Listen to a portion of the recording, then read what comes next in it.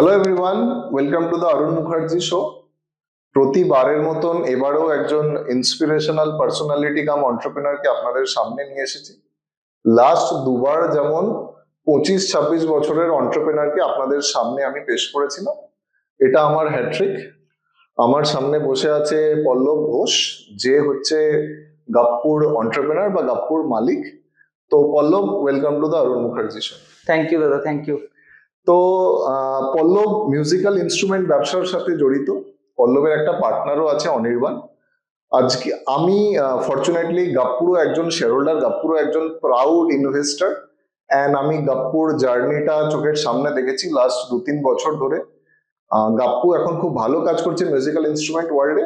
And লোকে যেমন বলে বা লোকেরা যেমন বলে যে কলকাতা থেকে কিছু হচ্ছে না বা বেঙ্গল থেকে কিছু হচ্ছে না, আমাদের চোখের সামনে একজন অন্টারপ্রেনার আছে যার টার্গেট বড়, যে খুব ambitious, and I am pretty sure যে নেক্সট 3-5 বছরে সে হয়তো মানে কলকাতার one of the most talked about entrepreneur হয়তো হবে।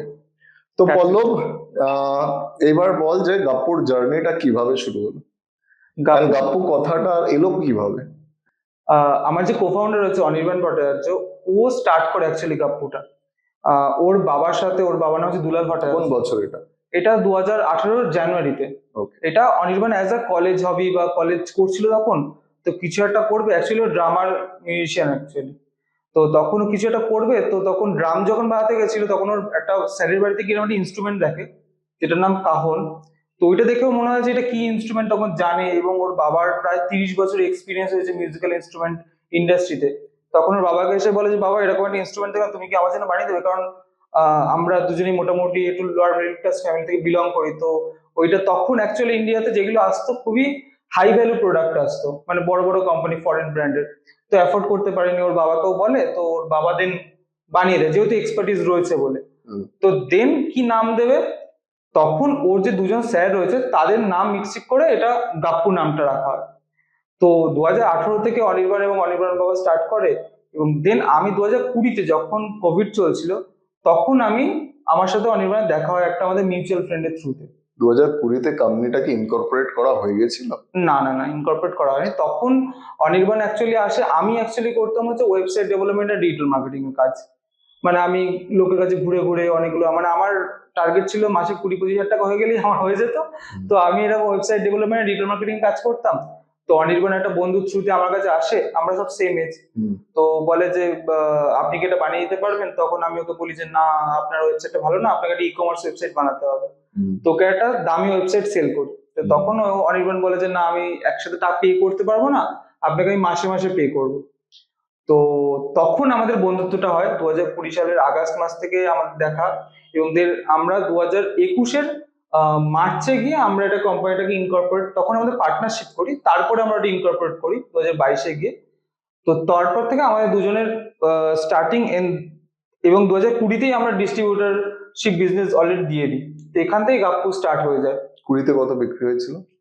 20-তে অ্যারাউন্ড, তখন মানে 20-র আগে অ্যারাউন্ড ওই 3-4 লাখ টাকা মতো ইয়ারলি সেল ছিল। কিভাবে হয়েছিল? এটা পুরোটাই ওয়ার্ড অফ মাউথ। অনির্বাণের বাবার যেহেতু দুলাল ভট্টাচার্যের নাম রয়েছে, মানে ওনার যেহেতু 30 বছর এক্সপিরিয়েন্স রয়েছে, এখনো অব্দি কলকাতা লালবাজার মার্কেটে কেউ ওর বাবার নামে বললে সবাই চিনবে। তো ওর ব্যাপারটা হয়ে গেছিল কি, ওর নিজে বানাতে পারতো এবং সেল করতে অসুবিধা হয়নি, কারণ বাবার নামটা অলরেডি ছিল, যে লোকে চেনে যে না, মানুষটা ভালো, ওর ছেলে কাজ করছে, ওকে সাপোর্ট করি। তো সেই সুবাদেই আর কি ওর ব্যবসাটা স্টার্ট হয়ে যায়। নাইস। আচ্ছা, cajon is basically spelled as cajon, CAJON, but যেহেতু এটা স্প্যানিশ বা সাউথ আমেরিকান মার্কেটে বেশি প্রচলিত, ওদের ওখানে যেটা বেসিক্যালি সাইলেন্ট, যেটাকে এইচ বলা হয়, তাই তো? হ্যাঁ, একদম। তো তোরা 20 থেকে কাহন বিক্রি করতে শুরু করলি? হ্যাঁ হ্যাঁ, 2018 থেকে তখন থেকে কাহন চলছিল, এবং 20 থেকে আমরা আরো অনেকগুলো ইনস্ট্রুমেন্ট আনি, বঙ্গ, তারপর তোমার রেন স্টিক, শেকার, বিভিন্ন টাইপের শেকার, এইগুলো আমরা তারপরে আনি। রাইট। তো 20-তে মোটামুটি মানে ব্যাপারটা কি পোক্ত হলো দুজন যখন দুটো পার্টনার একত্রিত? হ্যাঁ, সেটা তুমি বলতে পারো যে 2021-এ গিয়ে পোক্ত হয়েছে। আচ্ছা। মানে 20 থেকে আমরা একটা দুজনে ভিশন দেখি কি, যে না, আমরা শুধু কাহনে আটকে থাকবো না।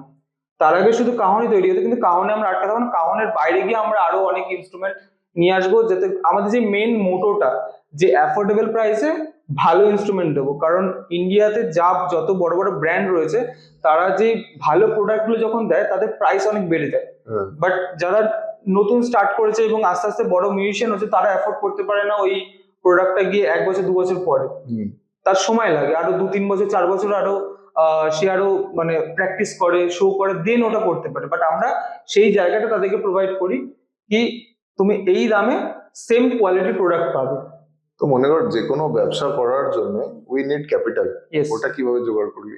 তুই তো বিশাল কোনো ভালো ব্যাকগ্রাউন্ডের ছেলে নোস। না, একদমই নয়। এই ব্যবসাটা স্টার্ট করে যখন অনির্বাণ, তখন 10,000 টাকা দিয়ে স্টার্ট করে। হুম। তো ওটাকে রোল ওভার করতে করতে ও ওটাকে স্টার্ট করে, দেন আমরা কিছু ব্যাংক থেকে সিসি লোন আমাদের ছিল। কতটা ইজি ছিল ওটা তোলা? ইজি তো ছিলই না, মানে প্রথমে 50 লাখ বলছি 50,000 ছিল, হুম। তারপরে ওটাকে আমাদের 2 লাখে যায়। হুম। তো ইজি একদমই ছিল না। আর মানে আমি একটা ব্যাংকের নাম বলবো না, যেটা ইন্ডিয়ার সবচেয়ে বড় ব্যাংক। হুম। তো তারা যতটাই ভালো লোকের কাছে, কিন্তু তারা সবচেয়ে খারাপ। মানে একটা মানে লোন পেতে গিয়ে আমাদের পুরো জান বেরিয়ে গেছিল, কিন্তু তাও দেয়নি। তারপর একটা অন্য বড় ব্যাংকের কাছ থেকে আমরা পাই, হুম। কিন্তু তারা বলে দিয়েছিল, কমিট করেছিল যে তোমার হয়ে যাবে, কিন্তু তারপরেও দেয়নি। আচ্ছা, বুঝলাম। 20-21 মনে কর করোনা চলছে, হ্যাঁ। এই পিরিয়ডটা কেমন ছিল? ভালো, মানে যেখানে আমরা ছিলাম, কারণ আমরা নিজেরা হ্যাপি ছিলাম যে আমরা 20 সালে এরকম 3-4 লাখ টাকা আমাদের ব্যবসা হয়েছে, যখন 21-এ আমরা ক্লোজ করলাম তখন 13 লাখ টাকা। এটা পুরোটাই অফলাইন ছিল তো? হ্যাঁ, পুরোটাই অফলাইন ছিল। তখন 21-এর শেষে গিয়ে আমরা কিছুটা অনলাইন স্টার্ট করি। আমি যে বললাম যে আমি ওয়েবসাইটটা বানিয়েছিলাম, তখন আর কি আমি অনলাইনে মার্কেটিং করতাম। আমি আর্টিস্ট মার্কেটিংটা দেখা শুরু করলাম, যে আরো আর্টিস্টদের সাথে কিভাবে কনভারসেশন বাড়ানো যায়, ওদের থেকে কি করে আরো ভিডিও নিয়ে আসা যায়, তাতে সেগুলোই কিভাবে প্রমোট করা যায়। যখন এইগুলো দেখা শুরু করলাম, তখন আমাদের অনলাইনে অ্যাট্রাকশন স্টার্ট হলো। আচ্ছা, একটা কথা বল, 20-21-এ স্টার্ট করলি, হুম। তোরা ব্র্যান্ড নোস, তোরা এমএসএমই বা ছোট কোম্পানি, হুম। ছোট সংস্থা, হুম। তো ডিস্ট্রিবিউটর কিভাবে অনবোর্ড করলি? এটা পুরোটাই কোড কলিং এর মাধ্যমে। আহ, আমরা প্রথম ব্র্যান্ড ডিস্ট্রিবিউটরটা কিভাবে পেলি? হ্যাঁ, বলছি। আমরা ব্র্যান্ড নিজেকে সবসময় মনে করতাম, কারণ হচ্ছে যে আমাদের যে আর্টিস্ট গুলো রয়েছে তারা হচ্ছে ইন্ডিয়ার সবচেয়ে বড় বড় আর্টিস্ট। মানে কলকাতার পণ্ডিত বিক্রম ঘোষ হতে পারে, সাউথে চারু হরিহরন আছে, স্টিভেন স্যামুয়েল ডেভিসি, মুম্বাইতে দর্শন দোষী, এরকম বড় বড় আর্টিস্টদের সাথে আমরা যেহেতু কাজ করি, তখন কি হতো কি দোকানদার বা ডিস্ট্রিবিউটরের কাছে একটা বিশ্বাসযোগ্য আসে যে না, এরা যখন এদেরকে এন্ডোর্স করছে তাহলে প্রোডাক্টের দম আছে। তো এবার আমাদের মোটোটা এরকম ছিল যে কি না, আমরা ডিস্ট্রিবিউটরশিপ বিজনেসে যাব, কারণ অল ওভার ওয়ার্ল্ডে এটাই চলে আসে, যত বড় বড় কোম্পানি তারা ডিস্ট্রিবিউটরশিপ বিজনেসই করছে। তো এরকম একদিন হঠাৎ আমি আর অনির্বাণ দুপুরে বসে থাকি যে না, কি করব, এরকম ভাবে তো চলবে না, কারণ মানে আমাদের এই বিজনেসে কোনো একটা দোকানে গেলাম, তার পেমেন্ট আসা একটুখানি ডিফিকাল্ট। তো ডিস্ট্রিবিউটরশিপ একটা লিস্ট বানাই আমি একটুখানি, ইন্টারনেটে পটু, মানে তুমি যদি আমাকে কিছু একটা দাও যে পল্লব তুই এটা আমাকে খুঁজে দে, তো ইন্টারনেটে যদি অ্যাভেলেবেল থাকে আমি তোমাকে খুঁজে দেবো। এটা তো ডিজিটাল ব্যাকগ্রাউন্ডের জন্য, ডিজিটাল মার্কেটিং ব্যাকগ্রাউন্ডের জন্য। হতে পারে, বাট এটা আমার ছোটবেলা থেকে স্বভাব যে কোনো জিনিস রিসার্চ করা। ওকে। তো এবার আমি সেরকম লিস্ট বানাই। আমাদের ইন্ডিয়াতে মোটামুটি 50টা ডিস্ট্রিবিউটর রয়েছে মিউজিক্যাল ইনস্ট্রুমেন্ট, যারা প্রপারলি শুধু মিউজিক্যাল ইনস্ট্রুমেন্টের ব্যবসা করে, সেটা ইস্ট নর্থ সাউথ সব জায়গায়। তো এরকম যখন আমরা স্টার্ট করি, তো মোটামুটি আমরা ইস্ট জোনটা দিয়ে স্টার্ট করি, কি আমাদের বাড়ির পাশে আছে, আমরা তাড়াতাড়ি মালটা প্রোডাক্টটা ডেলিভারি করতে পারবো। তো সেই ক্ষেত্রে আমরা একটা মানে কল করি, এবং ওয়েবসাইটে নাম্বার থাকে একজনের, আমরা জানিও না কার। আমাদের প্রথম যে ডিস্ট্রিবিউটর তার নাম হচ্ছে গ্রেটেক্স ইন্ডাস্ট্রিজ লিমিটেড। তো কল করি, তো ফরচুনেটলি তার ফাউন্ডারই ফোনটা ধরে, মানে অরবিন্দ স্যার, অরবিন্দ হালদারকা। উনি আমাদের ফোনটা ধরে, যে বলে যে হ্যাঁ কে বলছো? আমরা বলি যে স্যার আমি এই বলছি, আপনার জাস্ট 15 মিনিট সময় চাই, যদি আপনি সময় দেন তাহলে খুব ভালো হয়। হুম। তো উনি বলেন হ্যাঁ ঠিক আছে, এই ডেটে এই টাইমে চলে এসো। তো আমরা ঠিক টাইমে একদম চলে যাই ওখানে গিয়ে, এখন অফিসে, ওনার অফিসে যাই, অনেক বড় অফিস। তো ওনার অফিসে যাই, ওনার বলি যে স্যার আমরা এই কাজ করছি। তো তখন উনি বলেন ঠিক আছে চলো, তোমাকে আমরা সাপোর্ট করবো। Okay. মানে কারণ ওনাদের কাছে, মানে ওনাদের পার্সপেক্টিভে দেখতে গেলে আমরা তখন অনেক ছোট ব্র্যান্ড, রাইট। কিন্তু উনি ভাবে যে না, এটা মানে আজ থেকে আমি 3-4 বছর আগের কথা বলছি, তখন আরো বয়সটা কম। তো তখন বলে না, এটা 20-21 বছর বয়সের ছেলেরা কাজ করছে, তো ওকে একটু সাপোর্ট করি। ওকে। তো উনি তখন স্টার্ট করেন সাপোর্ট করা, এবং দেন উনি আরো মানে সাউথে আমাদের যে ডিস্ট্রিবিউটর তাদেরকেও আর কি রেফারেন্স দেন যে আপনারা এদের কাজটা করতে পারেন। মহারাষ্ট্রতে যে রয়েছে তাকেও রেফারেন্স দেন, আপনারা এদের কাজটা করেন। উনি আমাদেরকে অনেক বড়ভাবে হেল্প করেছেন এই পুরো জার্নিটা। উনি অর্ডার দিয়েছিলেন? হ্যাঁ, হ্যাঁ। কতগুলো কাহনের? তখন আমাদের বিজনেসটা স্টার্ট হয়, তখন আমাদের প্রথমে মান্থলি 100-120 পিস মতো তখন যেত। এটা ম্যানুফ্যাকচার কোথায় করতিস? এটা আমাদের নিজেদেরই ম্যানুফ্যাকচার, তখন রাজারহাটে ছিল আমাদের ম্যানুফ্যাকচারিং manufacturing। ইউনিটটা কত বড়? প্রথমে যখন আমি জয়েন করেছিলাম তখন ছিল 250 স্কোয়ার ফিটের। ওকে। তারপরে 2021 সালে যখন আমরা গ্রেটেক্স এর সাথে কাজ করা স্টার্ট করি, তখন আমাদের ছিল 700 স্কোয়ার ফিটের। রেন্ট কত দিতিস? আর রেন্ট তখন ছিল, যেটা 250 স্কোয়ার ফিটে ছিল সেটা 6000 সামথিং কিছু একটা। তারপরে যেটা আমরা 700 স্কোয়ার ফিটে গেছিলাম সেটা 9500 টাকা ছিল। ঠিক আছে, তো এই 100 কাহন বানানোর হুম। ওয়ার্কিং ক্যাপিটাল কিভাবে জোগাড় করলি? 100 কাউন্ট ওই মানে ততদিনে একটা হয়ে গেছিল কি আমরা Roll 1-2 লাখ করছিল। টাকার রোল করতে পারবো ওকে ওকে। প্রফিট থেকে। কারণ আমরা প্রথমে ডিস্ট্রিবিউটরকে দেওয়ার আগে আমরা যেহেতু ডিরেক্ট দোকানদারকে দিতাম, আমাদের প্রফিট মার্জিনটা অনেকটাই ছিল, কারণ মানে- মিডলম্যান ছিল না। কোনো মিডলম্যান ছিল না বলে। সেই জন্য আমাদের একটা মিনিমাম ক্যাপিটাল তৈরি হয়ে গেছিল নিজেদের। কারণ সেই টাকা দিয়ে আমরা নিজেরা কিছু কিছু মেশিন কিনি যাতে কিছুটা কাজ অটোমেট করা যায়, কারণ আমাদের যে কাজগুলো বেশিরভাগই হাতে করতে হয়, তো সেখানে কিছুটা অটোমেট করার জন্য কিছু কিছু মেশিনও কেনা হয়। তারপরে এবার কিছু কিছু প্রোডাক্ট আমরা ডেটেও নিয়ে আসতাম যে আপনি দিন, আমি আপনাকে 30 দিনে টাকা দেবো বা 15 দিনে টাকা দেবো। তো সেইভাবে আমরা কাজ করেছি। তো এরকম ভাবে আমরা আর কি নিজেদের একটা ক্যাপিটাল বানিয়েছিলাম যে আমি 3 লাখ টাকার প্রোডাক্ট সেল করলাম, আমার 1 লাখ বা 1,20,000 টাকা লাগবে, তো সেই ক্যাপিটালটা আমরা নিজেরা তৈরি করেছিলাম। তো মনে কর একটা আননোন ব্র্যান্ড, হুম। তাও চালাচ্ছে 22-23 বছরের ছোট ছোট ছেলেরা, হুম। বার্গেনিং পাওয়ার কিছু নেই, তো হ্যাঁ। তোর ডিস্ট্রিবিউশন কতদিনে তোকে টাকা দিত? ডিস্ট্রিবিউশন মানে আমরা প্রথম থেকে আর কি, মানে আমি খুব স্ট্রেট কাট ছিলাম, মানে আমাদের আর্টিস্টদের সাথেও বা আমাদের যে কোনো লোকের সাথে কথা হলে একটা কন্ট্রাক্ট করি আমরা। ওকে। তো ওখানে আমরা মেনশনই করেছিলাম যে আমাদের 30 দিনে টাকা লাগবে, 10 ডেজ আমাদের অর্ডার যখন হবে তখন আমাকে 30% দিতে হবে। আমি প্রোডাক্ট গেল তার 10 ডেজ এর মধ্যে আমাকে বাকি 30% দিতে হবে, এবং যেদিনকে প্রোডাক্টটা তোমার গেছে সেখান থেকে 30 দিনের মধ্যে বাকি 40% টাকা দিতে হবে। তো এটা ডিস্ট্রিবিউশন মানতো? একদম। That is nice. সাধারণত এমনি হয় না, কলকাতাতে তো আরো বেশি হয় না। হ্যাঁ, বাট Based ওদেরও on my ভিশন personal- অনেক বড়, ওদেরও মানে ভিশন ওরা বেসিক্যালি তোকে সাপোর্ট করছে। একদম একদম 100%। আচ্ছা, তো এবং এরকমও হয়েছে মাঝে মাঝে যে অনেক সময় যে কিছু কিছু সময় ধরো আমাদের একটুখানি ক্যাপিটাল ক্রাঞ্চ করেছে, ওরা অর্ডার বেশি দিয়েছে, তখন আমরা বলেছি স্যার আপনি যদি কাইন্ডলি আমাদেরকে একটু পেমেন্ট করেন, তো ওরা অ্যাডভান্স 2-3 লাখ টাকা আমাদেরকে পাঠিয়ে দিয়েছে যাতে আমরা কাজটা করতে পারি, ওদেরকে অর্ডার সাপ্লাইটা দিতে পারি। মানে ওদের হিসাবে সাপোর্টও করছিল এন্ড ওদের ভ্যালিডেশনও ছিল যে প্রোডাক্টটা ভালো, প্রোডাক্টে হ্যাঁ। দম আছে। অ্যাবসলিউটলি। রাইট, তো মনে কর 20-21-এ পার্টনার, তুই একসাথে দুটো পার্টনার এসে পোক্ত হলো ব্যাপারটা, হ্যাঁ। গ্রেটেক্স অনবোর্ড হলো, হ্যাঁ। 100 কাহন ম্যানুফ্যাকচারিং এর ফেসিলিটি তুই খুললি। হুম হুম। তো এই 20-21 শেষ করলি কত সেলস নিয়ে? 20-21 শেষ করলাম 13 লাখ টাকাতে। 19-20-তে কত ছিল? 19-20 ছিল ওই যে 4 লাখ টাকা মতো তো বললাম। হিউজ জাম্প, এখানে হ্যাঁ। 3x jump, 3+x jump. হ্যাঁ। তো তখন কি মনে হচ্ছিল যে ওই তো বললাম যে আমরা প্রচন্ড খুশি। হ্যাঁ, যে মানে যে ঠিক দিকে যাচ্ছি, right? হ্যাঁ, ঠিক দিকে যাচ্ছে, কিছু তো ঠিকঠাক কাজ করছি। তো কারণ তো- এত বড় বড় লোক যারা রয়েছে, মানে আরেকজন নাম না বলি না, বিশাল আরোরা, উনি এখন আমাদের সেলস অ্যাডভাইজার। তো উনিও তখন আমাদের কাছে আসেন, মানে উনি আসেন বলতে আমরা যাই অ্যাকচুয়ালি।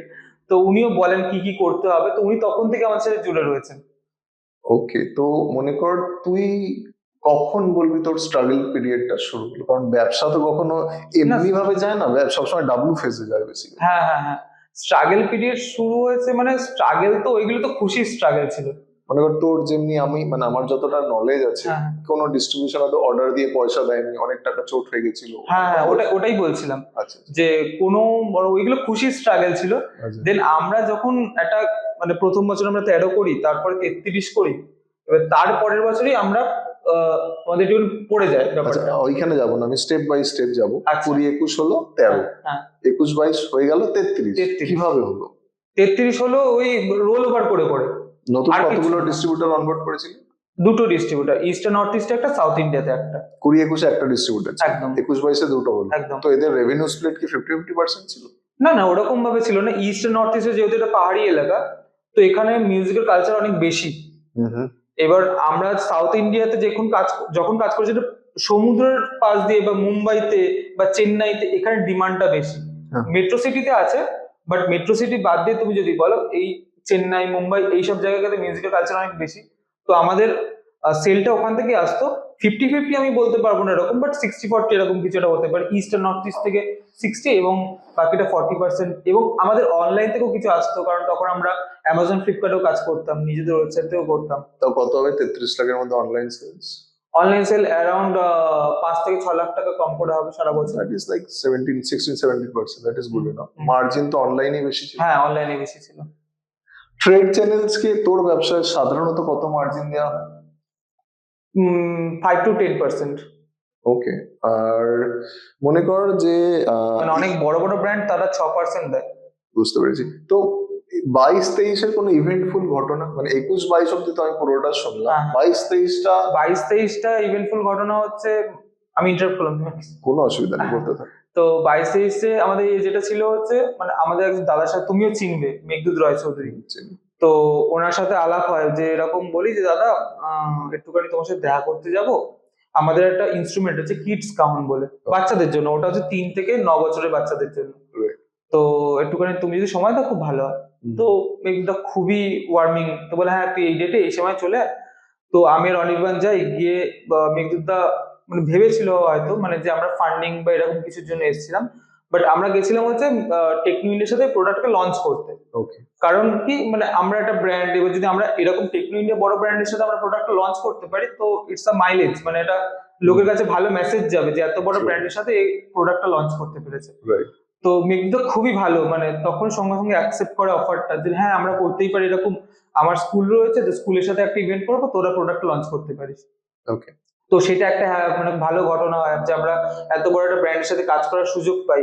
তারপরে মেঘদূতের থ্রুতে আমরা যে শার্ক ট্যাঙ্ক সিজন 1 এর ফার্স্ট সিজনে অডিশনে যাই। আচ্ছা। তো বলে যে এরকম একটা কিছু হচ্ছে, তুই যা, তোরা যা। তো তখন আমরা ফর্ম ফিল আপ করি, মানে তখন তো প্রায় 30 পেজের ফর্ম ছিল, এখন নাকি আরো বেড়ে বড় হয়ে গেছে। তো সেটার যাওয়াটাও একটা আলাদা জার্নি, মানে সেই 3 দিনের মধ্যে টিকিট কাটা। আমি আর অনির্বাণ ট্রেনে করে দিল্লি গেছিলাম অডিশন দিতে, এবং তারপরে সামাও আমরা অডিশন থেকে তারপরে আমাদের সিলেক্ট করেনি, তো অডিশনে আমরা গেছিলাম।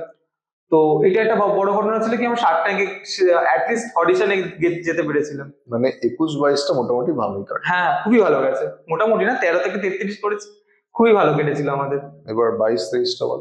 22-23টা যখন হয় কি, যে আমাদের এই এপ্রিল মেটা ভালো চলে, কারণ এই ফেব্রুয়ারি মার্চ এই শীতকালে যখন আমাদের মানে সব শো চলে, এই শীতের পরে এই জায়গাটা একটুখানি পড়ে যায় বিজনেসটা। তো এপ্রিল মেতে আমাদের খুবই ভালো ব্যবসা চলে প্রত্যেক বছর, এপ্রিল মে জুন এই সময়টা, তারপরে তো একটু কমে যায়। তো এবার কি হয়, যখন 23 সালের এপ্রিল মেতে, এপ্রিলে খুব ভালো যাবে। এবার আমরা একটা পার্টিকুলার ইনস্ট্রুমেন্ট আছে, সেটা আমরা আউটসোর্স করি। ওকে। তো সেইটা ভুল চলে আসে। ওকে। তো এটা হচ্ছে কাহনের যে সাউন্ডটা বেরোয়, তো সেখানে একটা স্নেয়ার লাগানো হয়, তো এই স্নেয়ারটা ভুল চলে আসে। আমরা কিউসি চেক করি, মানে কোয়ালিটি চেক করি, কিন্তু তারপরে ওটা কি হয়, মানে যখন ওটা প্রোডাক্টটা ডিলারের কাছে ডেলিভারি হচ্ছে, তখন কি ওখানে খারাপ হয়ে গেছিল। ওকে। তো এটা আমাদের মানে প্রচুর টাকা, মানে এটা হ্যাপেন, মানে এটা ঘটেছিল হচ্ছে তোমার সাউথ ইন্ডিয়াতে। এবং যেটা তুমি জানো, মানে যেটা ওটা হয়েছিল আমাদের নর্থ ইস্টে, মানে গুয়াহাটিতে আমরা তখন আর কি ওটা হয়েছিল, তো আমরা ভেবেছিলাম যে থার্ড পার্টি কোনো ভেন্ডার দিয়ে পাঠাবো না, প্রোডাক্টটা ট্রেনে পাঠাবো, আরো কস্ট কমে যাবে। কারণ আমরা যখন কাহন পাঠাই, সেটা অ্যারাউন্ড 200 টাকা মতো পড়ে যায়, 200 টাকার উপরে পড়ে যায় রাইট। কোনো থার্ড পার্টি ভেন্ডার দিয়ে পাঠাতে। কিন্তু ট্রেনে পাঠালে কি ওটা 190 টাকা 100 টাকা বলেছিল। তো সেই সুযোগে আমরা লোভের বসে আমরা ওটা পাঠিয়ে দিই, রাইট। কিন্তু ট্রেন থেকে ওটা চুরি হয়ে যায়। কত টাকার ছিল টোটাল? এই দুটো জিনিস মিলিয়ে, মানে এইটা এদিক খারাপ হয়, আবার এইটা প্রায় 3 লাখ টাকার মতো। ওকে। এবার ঘুরিয়ে ফিরিয়ে আমাদের 3 লাখ 3.5 লাখ টাকা আমাদের ওয়ার্কিং ক্যাপিটাল ছিল। ওকে। তো এই পুরো টাকাটা জাম হয়ে যায়, কারণ আমাদের ব্র্যান্ডের নাম বাঁচানোর জন্য। কারণ আমরা যদি বলতাম আমাদের সাউথ ইন্ডিয়ান ডিস্ট্রিবিউটরকে যে না, তোমরা প্রোডাক্টটা রেখে দাও বা কি করবে তোমরা বুঝে নাও, তাহলে কি আমাদের ফিউচারে আমাদের সম্পর্ক খারাপ হয়ে যেত। ট্রু। তো সেই জন্য আমরা এই প্রোডাক্টটা পুরোটা ফেরত নিয়ে আসি হায়দ্রাবাদ থেকে, এবং ওইখানে আমাদের প্রোডাক্টটা চলে গেছে, যার আমি কোনো ইন্স্যুরেন্স করা নেই, কিছু নেই, যে আমি কিছু পাবোই না ওখান থেকে, মানে ওই 1.5 লাখ টাকা আমার পুরো জলে। তো ওই যে কাউন্ট গুলো ফেরত আছে, সেইগুলোকে আবার রিপেয়ার করে, সেইগুলোকে আবার আমরা ঠিক করতে করতে প্রায় পুরো, মানে এমন একটা অবস্থা হয়েছিল যে বন্ধ হয়ে যাবে হয়তো। তো তখন তুমি আমাদের লাইফে আসো, মানে এরকম ভাবে বলতে গেলে। বাবা, লাইফে এলাম নাকি? কিভাবে এলি আমার লাইফে একটু বল। সবাই জানে সেটা, যেই জন্য এই পডকাস্টটা হচ্ছে, যে বেঙ্গল এন্টারপ্রেনার্স ইকোসিস্টেম, তখন ক্যালকাটা এন্টারপ্রেনার্স ইকোসিস্টেম ছিল। রাইট। তো তখন কি করব, প্রচন্ড ডিপ্রেসড আমি এবং অনির্বাণ দুজনেই। তো আমি হঠাৎ লিঙ্কডইন, তখন কি করবো, লিঙ্কডইন খুলি, যে না কিছু তো করতে পারছি না, লিঙ্কডইন খুলি যে কি হয় এখানে দেখি, চাকরি বাকরি যদি পাই তাহলে অন্তত কোম্পানিটাকে চালাতে পারবো, রাত্রিবেলা ওরা ওরা কাজ করবে, আমরা চাকরি করে অন্তত অ্যাটলিস্ট স্যালারি ইনকাম করে চালাতে পারবো কোম্পানিটা। তো সেই ক্ষেত্রে আমাদের লিঙ্কডইনটা করার জন্যই স্টার্ট করলাম, যে তুইও ভাই কিছু খোঁজ, আমিও কিছু খুঁজি, কারণ ততদিনে ওর মায়ের গয়না বন্ধক রেখে কিছু টাকা ধার নিয়ে নিয়েছে, আমিও অনেক টাকা ধার নিয়ে নিয়েছি কোম্পানি চালানোর জন্য। তো তখন লিঙ্কডইন খুললাম, তো খুলে দেখলাম যেরকম একটা লোক আছে অরুণ কুমার মুখার্জি, যেরকম লিখছে। ছেলে বল।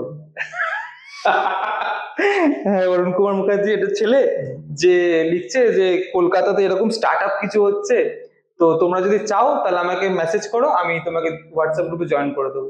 Right. আর তার আগে সত্যি কথা বলতে কোনো এরকম কিছু ছিলই না, মানে একদম অনেস্টলি, মানে অনেস্ট কনফেশন যাকে বলে, মানে এটা কলকাতা কি ছিল না। হ্যাঁ, আমি ছিলাম ব্যাঙ্গালোরের দু একটা গ্রুপে, বাট কলকাতাতে না কিছু ছিলই না, মানে আমার কাছে সেই লাক্সারিটা ছিল নাকি আমি ব্যাঙ্গালোরে কোনো লোকের সাথে গিয়ে কানেক্ট করব এবং তার সাথে গিয়ে কিছু গাইডেন্স নেব। তো এনিওয়েজ, তো তখন তোমার কাছে আসি এবং তুমি একটাই কথা আমাদেরকে মোটিভেশন দিচ্ছি, সেটা আমার মনে আছে। আমরা সেই সময় অনেকগুলো লোকের সাথে দেখা করি, হীরক ভট্টাচার্যের সাথে দেখা করি, মেঘদূতের সাথে দেখা করি, বাট তোমার সাথে আমাদের দেখে একটা জিনিস আমাদের কি হয়েছিল, তুমি আমাকে আর অনির্বাণকে চাইগ্রামের অফিসে বলেছিলে যে দেখ ভাই, যাই করিস কোম্পানিটাকে বন্ধ করিস না, যে হয়তো আরো একটা মাস খারাপ যাবে, কিন্তু যাই করিস কোম্পানিটা বন্ধ করিস। এটা আমি অনেক পডকাস্টে বলে ফেলেছি এর আগে, তো এই আমার সুযোগ হলো এটা তোমার সামনে বলা, মানে এটা আমাদের দুজনেরই লাইফে একটা টার্ন অ্যারাউন্ড টাইম, যে মানে সত্যি কথা বলতে সেই মুহূর্তে একটা মোটিভেশন পাই আমরা, যে আমি চিনিও না তোমাকে, এখন যেভাবে চিনি তখন সেভাবে কিছুই চিনতাম না, আমি জানিও না যে আদৌ তোমার কিছু রেপুটেশন আছে নাকি লোকটা এমনি এরকম হোয়াটসঅ্যাপে লিখছে যে না। কিন্তু হ্যাঁ, কি যে এত বড় একটা কোম্পানি, এবার যেহেতু আমি জানতাম, কিছু রিসার্চ করতে দেখলাম দু তিনখানা ভিডিও রয়েছে, লোকে স্টক গুলো লিখে ইউটিউবে ভিডিও রয়েছে, মানে কিছু তো আছে ব্যাপারটা, লোকটার পায়ে পড়ে যেতে হবে দরকার হলে। তো সেই ক্ষেত্রে আমরা, মানে সেইটাই আমাদের মোটিভেশন হিসাবে কাজ করে। তারপরে বললাম যে ইন্ডিয়ার সবচেয়ে বড় একটা ব্যাংক, তারা আমাদের সাথে ধোকা করে। দেন আমার আরেকজন যে মেন্টর, তুমিও ভালোভাবে মানে জানো, যে রণদীপ দা, সে আমাদেরকে সাজেস্ট করে যে ভাই তুই এই ব্যাংকে যা, মানে বেঁচে যাবি, ওখানে পড়ে থাকিস না। এবার আমাদের এখানে এই যে মেন্টরের যে গ্যাপ, মানে আমাদের কোনো মেন্টর ছিল না বলে, যে কখন কোথায় কি করতে হবে। তারপর থেকে তুমিও যেভাবে গাইড করলে আমাদেরকে, রণদীপ বলে যে এক জায়গায় পড়ে থাকলে হবে না, তো আরো 5টা জায়গায় মানে হাতড়াতে হবে কিছু একটা পাওয়ার জন্য। তো দেন আমরা সেখানে যাই, দেন আমরা একটা 10 লাখের একটা সিসি লোন আমাদের পাই, তারপর থেকে আমাদের ব্যবসাটা আবার ঘুরে দাঁড়ায়, তারপরে আমরা ওটা 40 লাখসে ক্লোজ করি। 22-23 না 23-24? 23-24। ফান্ডিং কখন তুললি? ফান্ডিং তুললাম 24-এর অক্টোবরে। আচ্ছা, স্টেপ বাই স্টেপ আগেন। 23-24 মোটামুটি কেটে গেল 40 লাখ। নেট প্রফিট কিছু ছিল না, ব্রেক ইভেনে ছিলাম আমরা। ওকে, ব্রেক ইভেন মানে হচ্ছে না প্রফিট না লস। তো 24-25টা কিভাবে শুরু হলো? 24-25টা শুরু হলো ভালোভাবে, কারণ অনেকগুলো মেন্টর পেলাম, কারণ ততদিনে আমাদের যে গ্রুপটা, আমি আমাদের গ্রুপে হিসেবে সবাইকে বলি, অনেকেই আমাকে বলে যে তোরা তো একটা গ্রুপে ঘুরে বেড়াস, তো আমার কোনো অসুবিধা নেই তাতে। কারণ যেখানে আমি সত্যিকারের মেন্টর পাই, আমার মনে হয় সেখানেই আমার, মানে আমার কি বলবো, আমি সেখানে থাকতে ভালো লাগে আমার। তো সেই ক্ষেত্রে ভালোই স্টার্ট হয় আমাদের 24-25, আমাদের কোনো সেরকম কিছু হার্ডেল আসেনি। হার্ডেল তো রয়েছে, প্রত্যেকদিন এক একটা না একটা কিছু হার্ডেল থাকে, বাট হ্যাঁ কি তখন একটা এলো যে ফান্ডিং আমরা একটা নেবো, যে কারণ আমরা বিজনেস স্কেল করব। আমার যে মেন্টর মিস্টার অরুণ কুমার মুখার্জি, সে বললো যে বিজনেসটাকে এরকম ভাবে চালালে চলবে না, স্কেল করতে হবে তোমাকে। তো সেই ক্ষেত্রে ইউনিট ক্যাপিটাল, আচ্ছা, মানে আমি বললাম। আচ্ছা আচ্ছা। তো unit capital, so you can grow more faster. Scale আপের জন্য পয়সাটা দরকার। হ্যাঁ, এবং আরেকটা যেটা মানে আমি এই ভিডিওর ক্ষেত্রে সবাইকে বলতে পারবো, কারণ কিছু লোক তো দেখবে, যে আরেকটা আমাকে দাদা বলে যে ইকুইটি নিয়ে অত ভালোবেসে লাভ নেই, ব্যবসাটাকে ভালোবাসো। তো সেই ক্ষেত্রে আমরা সেইভাবে ফান্ডিং তুললাম, তারপরে এখনো অবধি আমাদের ব্যবসা অনেক স্মুথলি চলছে। এবং আরেকটা জিনিস, আগে আমাদের যে ব্যবসাটা চলতো ওটা পুরোটাই ওয়ার্ড অফ মাউথ বেসিসে, রাইট। মানে টিল ফান্ডিং এর আগে অবধি বলছি আমরা প্রচুর প্রমোশন করার চেষ্টা করেছি, বাট হ্যাঁ ফ্যাক্ট কি আমরা সেইভাবে পৌঁছাতে পারি সবার কাছে। বাট আফটার ফান্ডিং যদি কেউ আমাদের পেজ ফলো করে থাকে, আমাদের ইনস্টাগ্রাম হোক, আমাদের ইউটিউব হোক, আমাদের ফেসবুক হোক, হিউজ গ্রোথ হয়েছে। আফটার ফান্ডিং তো আমি বুঝলাম, বাট ফান্ডিং এর জার্নিটা কি স্মুথ ছিল? একদমই নয়। তো সেটা একটু বল। আহ, সেটা বলতে গেলে যে এগেইন আমার যে মেন্টর মিস্টার অরুণ কুমার মুখার্জি, সে আমাকে প্রথমেই বলে যে না আমি ফান্ড করবো না। আমার পয়সা কারণ নেই, হচ্ছে কিভাবে ফান্ড করবো? হ্যাঁ হ্যাঁ ফ্যাক্ট। তো কারণ হচ্ছে যে বলে যে আমি কনজিউমেবল গুডস এর উপরেই আমি ফান্ড করে থাকি, আমার ওটাই কোর বিলিফ যে FMCG। ডেলি যেটা কনজিউম হবে আমি সেটাকেই বিশ্বাস করি, সেটাকেই করতে চাই, এতে কোনো নো হার্ড ফিলিংস। তো No, মানে সত্যি কথা হ্যাঁ সামনে হ্যাঁ বলা হ্যাঁ উচিত, হ্যাঁ। রাইট? তো এটা তো আমাদের চোখ খুললো যে না এত লোকটাকে ভালোবাসছি, লোকটা আমাদেরকে এরকম বললো, তো ঠিক আছে ওকে নো প্রবলেম। দেন আমরা আরো তুমি বললে যে তোকে মার্কেটে ঘুরতে হবে, লোকের সাথে আলাপ করতে হবে, লোকের সাথে কনভারসেশন করতে হবে, না হলে লোকে তোকে চিনবে কি করে। একদম। তো সেইভাবে আমি একটার সাথে একজনের সাথে দেখা করলাম, উনি আরেকজনের রেফারেন্স দিলেন, তাদের সাথে দেখা করলাম, এরকম করতে করতে করতে একটা চেন সৃষ্টি হয়ে গেল True. যে পল্লব একটা ভালো কাজ করছে। রাইট। তো দেন একজন বিলিভ দেখালো যে রণদীপ দা না ঠিক আছে আমি আছি, আমি তোকে দেবই, তুই একটা মেজর পোর্শন জোগাড় করার চেষ্টা কর, বাট আমি 20, তখন আরো ফান্ডিং যে অ্যামাউন্টটা ছিল সেটার হাফ অ্যামাউন্ট ছিল, তো তুই কিছু একটা জোগাড় করার চেষ্টা কর, বাকিটা আমি আমার ফ্রেন্ড সার্কেল থেকে আমি করে দেবো। ওকে। তো রণদীপ দা একটা বিগ সাপোর্ট ছিল, মানে দাদাটা আমার সাথে কথা বলে না, অনেক ব্যস্ত, বাট আমার পিছনে অনেক বড় সাপোর্ট হয়ে দাঁড়িয়ে রয়েছে। মানে যখনই ফোন করি যে বলে ভাই ফোন করছে, কিন্তু ফোনটা করে, কিন্তু ফোন আমিও ফোন করি না, সেও আমায় ফোন করে না, কিন্তু দরকার হলে ফোনটা ধরে এবং করে। তো তখন রণদীপ দা আমাকে হেল্প করে ইন দ্য সেন্স আমার পিছনে দাঁড়িয়ে থাকে যে না কেউ না করুক আমি আছি, তুই জোগাড় করার চেষ্টা কর যে কি মানে আরো বাকিটা। দেন আমি অনেকজনের সাথে কথা বলি, আস্তে আস্তে একজন হয়, দুজন হয়, তিনজন হয়, তারপরে একটা ঘটনা ঘটে যে কলকাতা কলিং বলে একটা পেজ আছে আমাদের, কলকাতা খুব ফেমাস পেজ লিঙ্কডইনে, তারা একটা লিস্ট বানায় যে কলকাতা বেস্ট স্টার্ট আপ। তো সেখানে 5টা স্টার্ট আপকে তারা সিলেক্ট করে, এটা কোনো পেড বা আমার রিলেশন রয়েছে বলে কিছু করেনি, তারা একটা লিস্ট বানায় এবং সেটা নিয়ে আমি আমাদের গ্রুপে দিই যে এখানে অল ফান্ডেড আর start up but we are not yet funded. তো তখন আমার যে মেন্টর তিনি বলেন যে চলো আমি আছি। তোমার মতটা কিভাবে চেঞ্জ করলি? মতটা কি সেটা তুমি বলতে পারবে, আমি কি করে বলবো। যা মানে কি হয়েছিল ব্যাপারটা? আহ, মানে আই সেড যে আমি যেটা হয়েছে আমার তরফ থেকে সেটাই আমি বলতে পারি যে আমি ওটা পোস্ট করলাম, দেন আমার দাদার মুড পাল্টে গেল, তো চলো করা যাক। দেন হ্যাঁ কি অরুণ মুখার্জি অনেক নাম রয়েছে, মেবি সেই কারণে বা হয়তো আমি মার্কেটে কিছু ঘুরেছিলাম সেই কারণে তো আমাদের ফান্ডিং রাউন্ডটা ক্লোজ হয়। এবং ফান্ডিং রাউন্ড ক্লোজ হয় সেখানেও আর একটু বলি যে কারণ আমাদের ছিল হচ্ছে আবার এলএলপি কোম্পানি, এলএলপি থেকে প্রাইভেট লিমিটেডে আসা, সেটা আবার একটা বড় স্ট্রাগল। তো পল্লব মানে আমার একখানা ব্যবসায়ী ব্যাকগ্রাউন্ড আছে, একখানা ইনভেস্টিং ব্যাকগ্রাউন্ড আছে, তুই যেটা জানিস। তো যে কোনো ব্যবসা মূল্যায়নের ক্ষেত্রে আমি যেটা দেখি ব্যবসার এন্ট্রি ব্যারিয়ার্স, তোর ব্যবসাতে এমনি কিছু আছে এন্ট্রি ব্যারিয়ার্স? মানে যদি মনে কর আমি অ্যাজ আ ব্যবসায়ী তোর ব্যবসায় ঢুকতে যাই, কি কি প্রবলেম আমি ফেস করবো? প্রবলেম ফেস করবে প্রথমত এটা হচ্ছে ফিল দেয় বা একটা এক্সপিরিয়েন্স দেয় আমাদের যে ব্যবসাটা, এটাতে কোনো মানে এইটা কম্পোনেন্ট লাগালাম ওইটাই তৈরি হবে এরকম কোনো ব্যাপার না। প্রথমত সাউন্ড, এটাই হচ্ছে অনেক বড় ব্যাপার যে সাউন্ডটা আনা, কারণ আমাদের অনেকগুলো কম্পিউটার আছে, বাট আমাদের বড় বড় আর্টিস্টরা আমাদের প্রোডাক্ট কেন এন্ডোর্স করছে? শুধুমাত্র আমাদের সাউন্ডের জন্য। তো এটাই একটা বড় এন্ট্রি ব্যারিয়ার যে প্রোডাক্ট অনেকেই বানাতে পারে। কলকাতাতে গিটার ম্যানুফ্যাকচারার যা আছে পুরো ওয়েস্ট বেঙ্গলে, পুরো ইন্ডিয়াতে এরকম নেই, কিন্তু তাদের কেউ নামও জানে না, শুধুমাত্র সাউন্ড নেই বলে। তো সাউন্ড হচ্ছে সবচেয়ে বড় এন্ট্রি ব্যারিয়ার আমাদের বিজনেসে। Sound, feel, validation from the gurus, যেগুলো পাওয়া খুব একটা ইজি নয়। একদম। ব্যবসায়িক মূল্যায়নের ক্ষেত্রে আরেকটা যেটা মানে আমি দেখি বা দেখা উচিত যে কোনো ইনভেস্টরের, তার কম্পিটিশন কেমন করছে।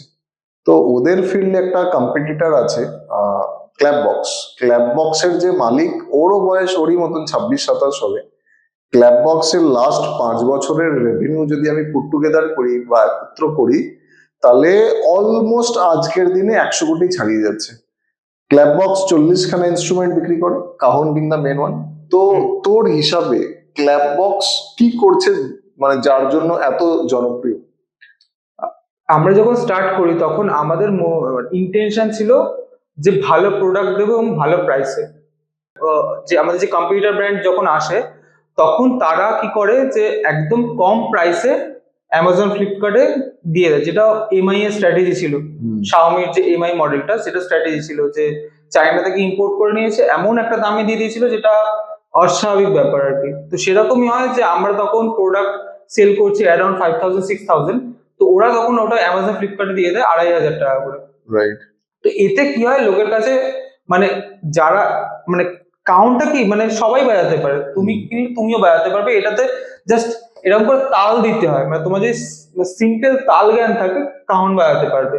তো এবারে কি হয়, তো লোকে দেখে যেরকম একটা ইনস্ট্রুমেন্ট রয়েছে এবং 2,500 টাকাতে পাওয়া যাচ্ছে, তো কিনে নি। তো এবার কিনে নিতে নিতে নিতে নিতে কি হয়েছে, লোকের কাছে ওটাই আর কি একটা ইনস্ট্রুমেন্ট হিসাবে হয়ে গেছে।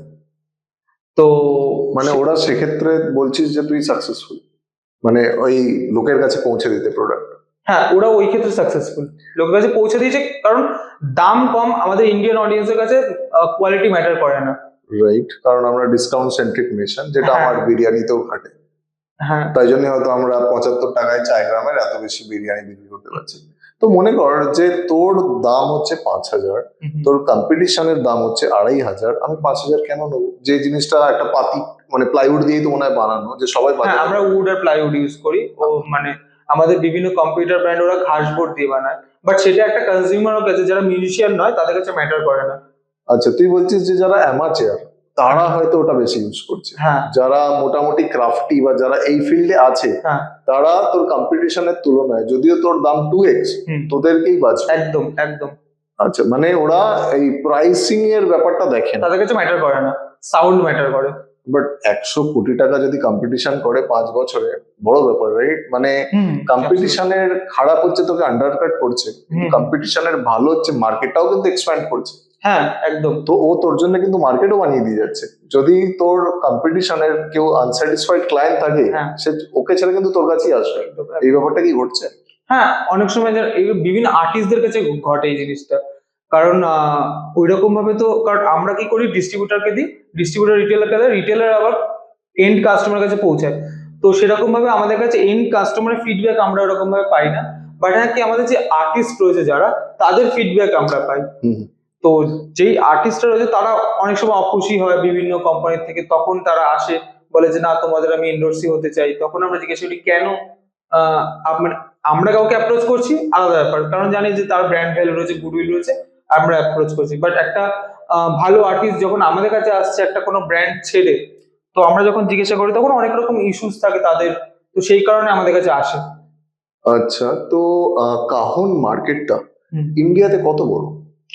কাহন মার্কেটটা ইন্ডিয়াতে বড়, মানে এখনো অবধি সেরকম বড় নয়। তার কারণ হচ্ছে এটা জাস্ট বেবি স্টেজ।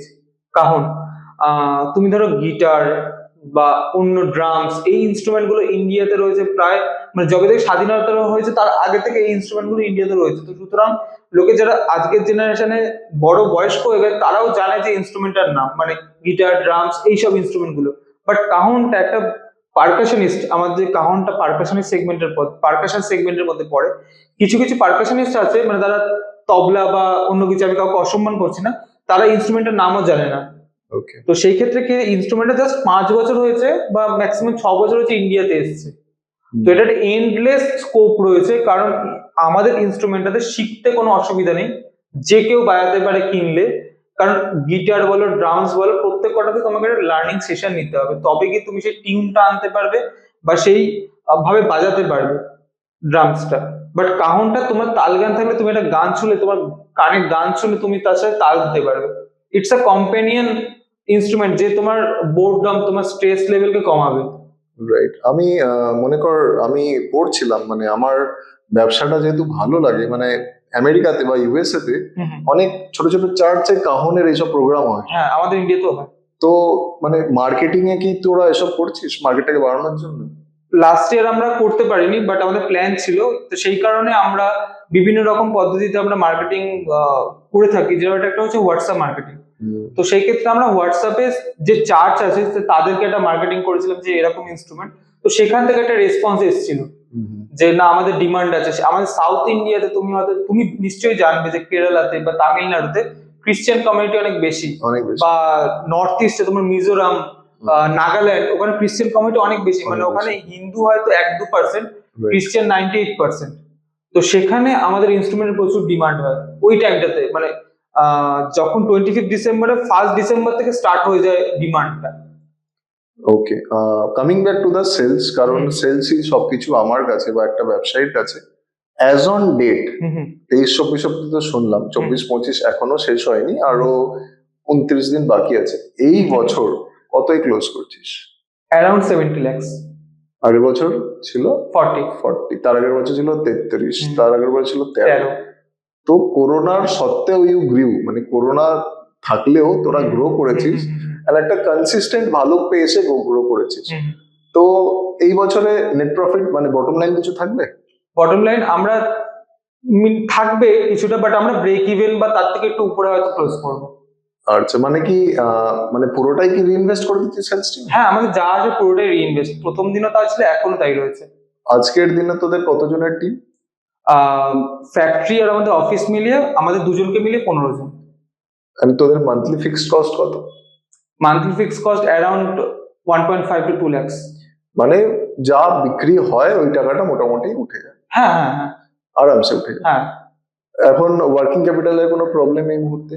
এই মুহূর্তে নেই, কারণ ফরচুনেটলি আমরা লাস্ট ইয়ার তো আমি বললাম যে ফান্ড রেজটা করেছি, সেই ক্ষেত্রে আমাদের ফান্ডিং ক্রাঞ্চ মানে ওয়ার্কিং ক্যাপিটাল ক্রাঞ্চটা নেই।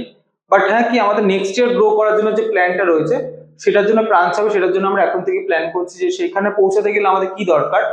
তো তার জন্য আমরা এখন থেকে প্ল্যান করছি, তখন করবে। তো আমরা প্ল্যান করছি নেক্সট ইয়ারের জন্য। আমার হিসাবে তোরা 46 লাখ মতো তুলেছিস, রাইট? ইয়েস। এখনো কত ক্যাশ অ্যান্ড ব্যাংক আছে? অ্যারাউন্ড 20-23। মানে মোর অর লেস কভার্ড। তো মানে you have been a good capital allocator, right? যেটা একটা ভালো ব্যবসায়ীর হলমার্ক। তো congratulations on that. Thank you দাদা। আমি মার্কেটটাকে সার্ভে করছিলাম, ইনফ্যাক্ট এক্সপোর্ট ইম্পোর্ট ডেটাটাও দেখছিলাম, যেটা আমার একটা হ্যাবিট। তো আমি দেখলাম যে লাস্ট বছর পেরু নয় কিন্তু আর্জেন্টিনা সবচেয়ে বেশি শিপমেন্ট ইম্পোর্ট করেছে। প্রথমে আর্জেন্টিনা, তারপরে পেরু, তারপরে ব্রাজিল। ওকে। তো তোর কি মনে হয় তোর এক্সপোর্ট পোটেনশিয়াল কতটা? কারণ আমার হিসাবে ইন্ডিয়ার যা কস্ট এইসব সাউথ আমেরিকান কান্ট্রিজ গুলো ম্যাচ করতে পারবে না। তো একটা বড় অপরচুনিটি গাপ্পুর কাছে থাকতে পারে আউটসোর্সিং এর, রাইট? যে তোরা এদেরকে এক্সপোর্ট করবি বা এরা তোর থেকে ইম্পোর্ট করবে। তো তুই এক্সপোর্ট অপরচুনিটিটা কিভাবে দেখছিস? এক্সপোর্ট অপরচুনিটি দেখছি আমরা, কিন্তু এই মুহূর্তে আমাদের যেরকম তুমি বলে যে আমাদের সেলস অ্যাডভাইজার রয়েছে অনেক রকম, কারণ এক্সপোর্ট মার্কেটটা কিন্তু অনেক বড়। হ্যাঁ। এবং সেক্ষেত্রে যেহেতু ওরা ডলারে আসে, তো সেই ক্ষেত্রে সেই রেভিনিউটাও অনেকটা বেড়ে যাবে। তো অপরচুনিটি তো রয়েছে, বাট হ্যাঁ, কি তার সাথে আমরা মানে ওরা কার্ড থেকে নিচ্ছে চায়নার থেকে, এবং সেইখানে আমাদেরকে সেই কম্পিটিশন করতে হবে। এবং সেই ক্ষেত্রে মানে নয় আমাদের প্রাইসে খেলতে হবে, নয় আমাদের ব্র্যান্ড ভ্যালুতে খেলতে হবে।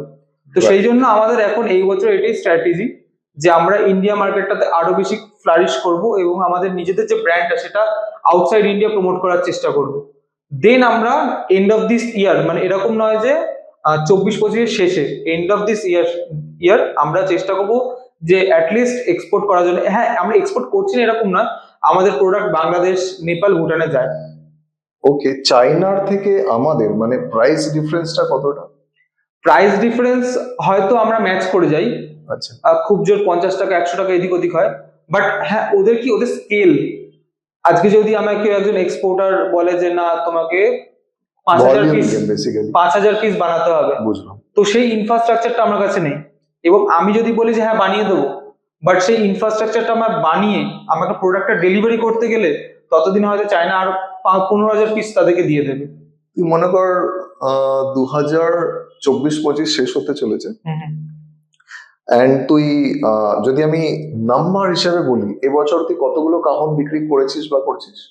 এখনো অবধি আমরা মোটামুটি 12,000 13,000 এরকম। কয়টা নাম্বার? অ্যান্ড এই 12,000টা পুরোটাই নিজের ম্যানুফ্যাকচারিং থেকে? হ্যাঁ হ্যাঁ, অ্যাবসলিউটলি। তোর মনে হয়নি যে আমি ম্যানুফ্যাকচারিংটা আউটসোর্স করে নিই, আমার অনেক হ্যাপা কমে যাবে? না, সেরকম ভাবে এখনো মনে হয়নি, কারণ একটা কি যে এই স্কেল অবধি আমরা নিজেরা করতে পারবো, বাট হ্যাঁ আমাদের প্ল্যান রয়েছে আদার্স যে আমরা প্রোডাক্ট গুলো ইন্ট্রোডিউস করছি, যেরকম আমাদের already okay djembe, practice pad, stick আমাদের আনার প্ল্যান রয়েছে। এই যে প্রোডাক্ট গুলো, এইগুলো আমরা অলরেডি আউটসোর্স করার চেষ্টা করছি। পারকাশনের ভালো ব্যাপার হচ্ছে দেখ, মনে কর 40খানা ইনস্ট্রুমেন্ট হতে পারে, হুম। তাদের প্রত্যেকের ডিফারেন্ট ফিল, প্রত্যেকের ডিফারেন্ট আওয়াজ। তুই একদম। জেম্বে বললি, কংস আছে, গঙ্গোজ হ্যাঁ, আছে, বেলস আছে, ড্রামস আছে, একদম। ক্যাস্টারনেট আছে। হুম, হুম। তো এইগুলো লঞ্চ করার কোনো চিন্তা ইন্ডিয়ান মার্কেটে? হ্যাঁ, অবশ্যই সেটাই, যেহেতু আমরা প্রথমে একটু একটু করে করছি জেম্বে, দারবুকা, এবং আমরা এটা করবো যে প্রথমে আমাদের ওয়েবসাইটে লঞ্চ হয়েছে এগুলো, অ্যামাজন, ফ্লিপকার্ট বা আমাদের ডিস্ট্রিবিউটরকে দিচ্ছিলাম, ওয়েবসাইটে রাখছি। তো সেখান থেকে কোনটার ডিমান্ড বেশি আসছে আমরা দেখার চেষ্টা করছি, সেটাকে অ্যানালিসিস করে আমরা সেটাকে ফুল ফ্লেজেডলি লঞ্চ করবো এবং ডিস্ট্রিবিউটর সব জায়গাতে চলে যাবে। কারণ could be a very good one. মনে কর মার্কেটে সাধারণত কি হয়, again based on my own experience, hmm, hmm. মনে কর আমার যেমন একটা পেট ফুডের কোম্পানি আছে, ফিলোমিলা হচ্ছে আমার প্রোডাক্টের ব্র্যান্ড নেম। হ্যাঁ। 2 বছর ধরে ওই ব্র্যান্ডটাকেই পুরোটা চালিয়ে দিলাম, একটা সিঙ্গেল প্রোডাক্ট, রাইট? হুম। মনে কর তোর কাহন, হুম, অমনি আমার হয়তো একটা পেট ট্রিটস, হুম। ব্র্যান্ডটা হয়ে গেল 2 বছরে ফ্লারিশ। হ্যাঁ। ওই ব্র্যান্ডে আমি 5খানা additional complimentary same product launch করে দিলাম, and concept আমার আমারও সেলস রয়েছে। 5 গুণ বেড়ে গেল। একদম। তো খেলাটা কি এখানেও তাই? একদম। যে প্র্যাকটিস প্যাড, যেটা যেটা আমি তোমায় বলছি, যে ধরো মানে যারা মিউজিশিয়ান তারা ভালো করে রিলেট করতে পারে, আমরা যে প্র্যাকটিস প্যাডটা বানিয়ে ফেলেছি অলরেডি, সেটা হচ্ছে একটা ফরেন যে বড় কোম্পানি রয়েছে, সেম কোয়ালিটি। বাট হ্যাঁ কি মানে এই মুহূর্তে হয়তো সেই ফিনিশিংটা আমরা দিতে পারবো না, বাট কোয়ালিটিতে আমি 100% বলতে পারি সেম কোয়ালিটির আমরা প্রোডাক্ট বানিয়েছি। বাট কি ইন্ডিয়ান যারা ব্র্যান্ড রয়েছে তারা ওই মানে এটা হচ্ছে আমাকে তোমাকে দেখাতে হতো যে আমাদের প্র্যাকটিস প্যাডের কি সাউন্ড আসছে, অন্য কোম্পানির প্র্যাকটিস প্যাডে কি সাউন্ড আসছে। এই ক্ষেত্রেই আমরা সবসময় ওই জায়গাটাতে জোর দিই বেশি, যে Right. কোয়ালিটি দেবো, তাতে লোকে আমারটাই নেবে। আজকের দিনে মার্কেটিং এ কত খরচা করিস? আজকের দিনে মার্কেটিং এ আমরা সেরকম ভাবে কিছু খরচা বলতে গেলে অ্যাডস বাদ দিয়ে সেরকম কিছু কস্ট নেই। No marketing is the best marketing. না, না, no marketing is the best marketing না, মানে আমরা যে খরচাটা করি, আমাদের মার্কেটিং একজন টিম হায়ার করেছি, দুজনকে, তাদের স্যালারি যায়। তো এছাড়া বাইরে আউটডোর যে মার্কেটিং ক্যাম্পেইন গুলো চলছে আমাদের, সেটার কস্টিং। তো এর বাইরে সাপোজ কোনো পিআর করলাম বা কোথাও আর্টিকেল যাচ্ছে বা বড় কারোর সাথে কোলাবোরেশন করছি, এইসব কিছুতে আমাদের এখনো অবধি সেরকম কিছু কস্ট যায়নি। তোদের ইন্ডাস্ট্রিতে অ্যাট্রিশন কেমন, মানে লোকজন থাকে? মানে হ্যাঁ। আমাদের মনে কর ইন্ডাস্ট্রিতে খাবারে হুম, হুম। আজকে এলো কাল চলে গেল, তোদের না, না, ওখানে না, কেমন? না। যদি আমার কাছ থেকে কিছু একটা প্রোডাক্ট কিনে, সে তারপরে তাকেও সেটা সাজেস্ট করবে, এবং আমার আপগ্রেড ভার্সন কি রয়েছে। আমি তোর এমপ্লয়ীদের কথা বলছি, মানে তারা থাকে, তারা টেকে? কারণ হ্যাঁ, এখনো অব্দি কেউ যায়নি। তাহলে এই ক্ষেত্রে আমাদের হচ্ছে তুই ভালো করছিস, বা আমাদের ইন্ডাস্ট্রির চেয়ে তুই ভালো করছিস। একটা জিনিস এটাও হতে পারে, মানে আমাদের যে ফ্যাক্টরিটা, সেটা যে মিউজিক্যাল ইনস্ট্রুমেন্টের যে একটা ফ্যাক্টরি, যে জায়গাগুলো, মানে আমাদের কলকাতায় ফ্যাক্টরি বলতে গেলে এরকম কিছু নেই। মানে ধরো কোনো দোকানের ভিতরে 10টা লোক একটা গিটার বানাচ্ছে, তো মানে আমরা সেটা কনসিডার করি না যেটা ফ্যাক্টরি। তো আমাদের পুরো লাইন আপ রয়েছে, যে এই ঘরে এটা হবে, এই ঘরে এটা হবে, এই ঘরে এটা হবে, লাস্টে গিয়ে একটা ফিনিশিং হবে। রাইট। তো সেখান থেকে কোচিং করা খুব ডিফিকাল্ট। ওর সাথে কথা বলে বলে আমার খালি একজনের কথা আমার মাথায় ঘুরছে, যেও একজন বাঙালি অন্টারপ্রেনার। আনফরচুনেটলি ওনার জন্ম আমেরিকাতে হয়েছিল, অমর গোপাল বোস, যে বোস কর্পোরেশনের মালিক, যার আজকের দিনে টার্নওভার হয়তো $3 বিলিয়ন বা 25,000 কোটি টাকা। আনফরচুনেটলি উনি জীবিত নেই আজকের দিনে, উনি 2012-13 সালেই মারা গেছিলেন। বাট বোস কর্পোরেশন মানে এই ইন্ডাস্ট্রির পায়োনিয়ার হিসেবে জানা যেতে পারে। 100%। মানে 901 স্পিকার্স মনে কর, বা প্রথম নয়েজ ক্যান্সেলেশন ওয়ালা হেডসেট, তো ইনি তোকে অনুপ্রাণিত করে? একদম 100%। মানে যেরকম তোমার বলছো যে রিসার্চ করতে আমার ভালো লাগে, তো হঠাৎ একদিন তখন আমি মিউজিক্যাল ইনস্ট্রুমেন্ট ঢুকিনি, তো এরকম সার্চ করতে করতে দেখি যে বোস, দেখি মানে বোসের মানে কিনবো, এরকম একটা সবারই একটা অ্যাসপিরেশন থাকে যে একটা বোসের হেডসেট নেবো। তো এরকম খুঁজতে খুঁজতে দেখি যে লোকটা বাঙালি। তো বাঙালি দেখে তারপর দেখলাম লোকটা মানিকতলাতে জন্মগ্রহণ করেছিল। তো এটা প্রচন্ড ফ্যাসিনেটিং লাগে আমার কাছে। তো এই ইন্সপায়ার তো অবশ্যই করে।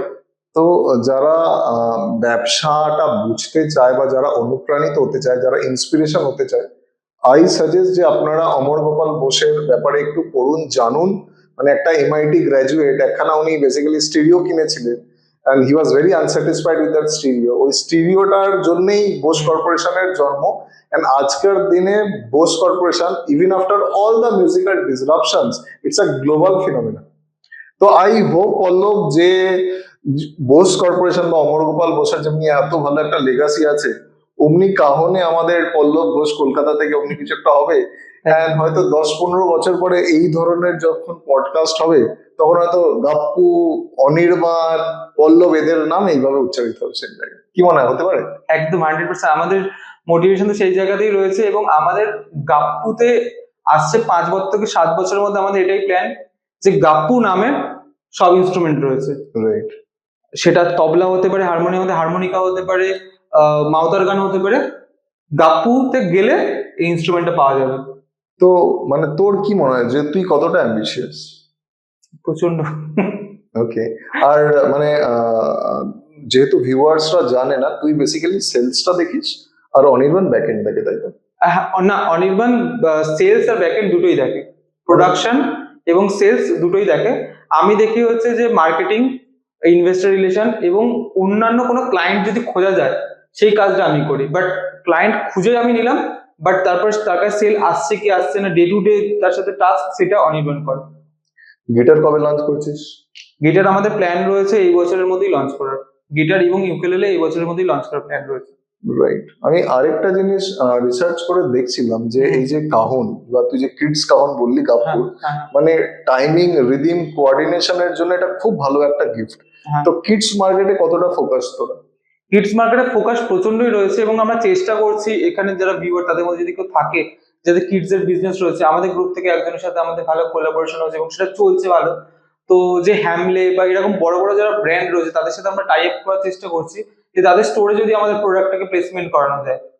তো সেটার কাজ চলছে, বাট এখনো অবধি সেটার কিছু হয়নি। মনে কর এই পডকাস্টটা প্রথমবার দেখছে, তোকে প্রথমবার দেখছে আমাদের ভিউয়ার্সরা, যদি গাপ্পুকে ইন্ট্রোডিউস করতে হয় তুই কিভাবে করবি ক্যামেরার সামনে একবার বলে দে। গাপ্পু হচ্ছে এমন একটা ব্র্যান্ড যেখানে আপনি কোয়ালিটি ইনস্ট্রুমেন্ট পাবেন, এবং সেটা হতে পারে কাহন, এখন রয়েছে cajon, bongo, shaker, foot tambourine, rain stick. But হ্যাঁ কি আমাদের ইনস্ট্রুমেন্টের, আমাদের আমব্রেলাতে সব রকম ইনস্ট্রুমেন্ট পাবেন। তো এটাই। পল্লব, তোর সাথে কথা বলে খুবই ভালো লাগলো। অ্যান্ড আমার মনে হয় যে আপনারাও পল্লবের স্টোরি থেকে ইন্সপিরেশন পাবেন, মোটিভেশন পাবেন। আমি বারবার বলবো যে কলকাতা বা বেঙ্গলকে গালমন্দ করবেন না। প্রচুর ব্যবসায়ী আছে, প্রচুর অ্যাম্বিশিয়াস ভালো বাঙালি লোকজন আছে যারা লাইফে কিছু করতে চায়। ওদের হয়তো একটু কনফিডেন্স, একটু সাপোর্ট, একটু এক্সপোজারই দরকার। ওটা প্রোভাইডেড ওরা পায়, তাহলে আমরাও কোনো স্টেটের থেকে কম নই, আমরাও অনেক কিছু করে দেখাতে পারি। তো পল্লব, থ্যাংকস Thank you, ফর দাদা। Coming in my show. আজকের জন্য এতটাই। আগামী দিনেও আমি আরেকজন ইন্সপিরেশনাল পার্সোনালিটিসকে আপনাদের সামনে পেশ করব, অ্যান্ড হোপফুলি তার স্টোরিও আপনাদেরকে ইন্সপায়ার করবে। আজকের জন্য এতটাই। Take care, tata.